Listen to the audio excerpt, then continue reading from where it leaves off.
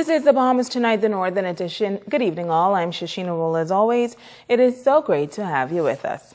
Topping news, police on Grand Bahama kept very busy this weekend. The criminal element striking several businesses, including a business in the Hunters community. Operators say their entire holiday stock was stolen overnight, and now they are looking to the community to bring leads to the person or persons responsible. Megan Shepard has our top story. Manager of the Lil Dirt Road Bar and Grill, Nicole King, says that Sunday evening was a regular night at the establishment, with them closing at around 9 p.m. King says that officers normally check on the building during patrols, and it was around 1 p.m. when she received a call about the break-in. I found that the side door was broken into, and a lot of stuff was all over the place. When I came inside, I noticed that the whole storeroom was ramshacked and everything was gone. The shelf was empty. The TV was gone. So they took everything, I should say, everything. King says the robbery is a great loss for the business because they had just spent thousands of dollars on their holiday stock. We did a lot of shopping on Friday because we had a bear fest, so we really shopped. So the storeroom was, we usually don't keep stuff in there, but we did it because of the function. Well, I can say we spent close to $4,000 this weekend. It was a great loss. I could say it's a great loss. King says although this is a financial setback, she is happy that no one was injured in the incident and will not let it affect her holiday season. It's the Christmas season, and everybody's trying to make money. But now, we lost a great deal. But we wouldn't let that dampen our season. Thank God no one was here at the time, so no injury, no life loss. That's the most important thing. Thank God for that, because they bowl now. They'll do it while they're here. But it's business as usual this weekend. Officers were still at the scene dusting and collecting fingerprints. Investigations are continuing into this matter. Megan Shepard, ZNS Network News. Parishioners of a local church fighting back and helping to catch a man who robbed two members of the congregation yesterday morning.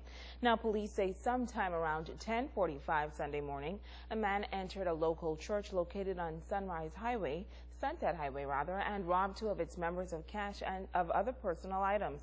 The culprit fled and was chased by two members of the church, who were later joined by police officers. Now, they were able to capture those suspects. Police are looking for anyone who can offer further information. Meantime, they say the knife that was reportedly used in the robbery and the other stolen items were recovered. The culprit is expected to be charged before the magistrate's court sometime this week. Meantime, police are still searching for two males who robbed a business establishment on Coral Road on Friday afternoon. One of the men was reportedly wearing all black and the other wearing a white shirt with gray pants and armed with guns when they held up and robbed the owner of the establishment, as well as the patrons, of cash and valuables. Both culprits fled the area on foot. Police are aggressively investigating this matter and are appealing to the general public for anyone with information that can assist the police to contact them at telephone numbers 350-3107 or 8-911-919 or call your nearest police station. Well, we spoke with the Assistant Commissioner of Police, Emerick Seymour, this afternoon about the police plan to combat what appears to be an increase in robberies this time of the year. ACP Seymour says while there has been quite a number of robberies in recent time, he says this is not a true reflection of the state of crime on Grand Bahama. Statistically, we are down significantly, particularly in Grand Bahama and Northern Bahamas. But people, they just, for some reason or the other, members of the public, just these unscrupulous persons, just like to avail themselves of other people's property. All right, for various reasons, and that's why I mentioned earlier we would have had, and we continue to have an enhanced presence on the streets to ensure that we minimize the occurrence of these incidents going into this holiday season and of course beyond. Now, ACP Seymour says while there has been quite a number of robberies in recent time, he says it is not a true reflection of crime in Grand Bahama. He says heading into 2014, police will continue to strengthen patrol throughout Grand Bahama. Even enhance our police presence in and throughout the streets and throughout the communities. And so if you look around the communities in Abaco, Bimini, and Grand Bahama, particularly Grand Bahama where we're living, where the majority of our people are, you will notice that there has been and there will continue to be an enhanced presence of police officers in and throughout the streets. And so we have mobile patrol, we have foot patrol, and that will continue into the holiday season and, of course, beyond, as long as is necessary.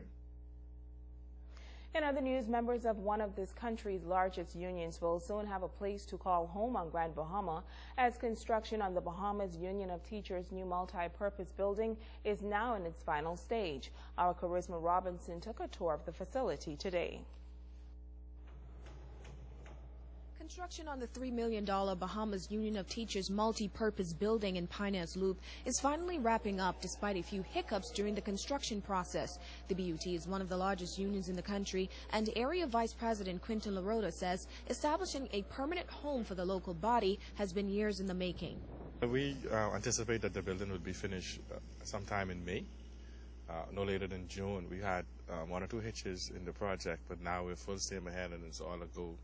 We're very excited about the potential and the possibilities of the building. When completed in June, LaRota says this building will be a perfect fit for some of the union's 2014 goals. It'll be the first time that the Bahamas Union of Teachers owns a building in Grand Bahama. It'll be an assembly hall, offices for executive, and of course the halls can be used for wedding and other events.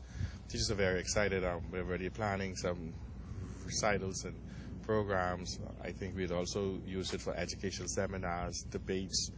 We hope to turn it into the academic and social hub for teachers and other professionals and community people as well.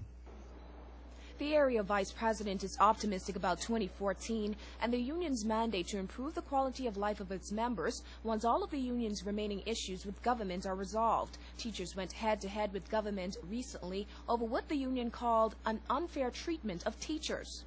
I'm optimistic that they will be sorted out pretty soon, and then we can move on into our plans, the internal plans for the BUT itself. The president has engaged the government, and I anticipate a robust housing plan for our members throughout the country.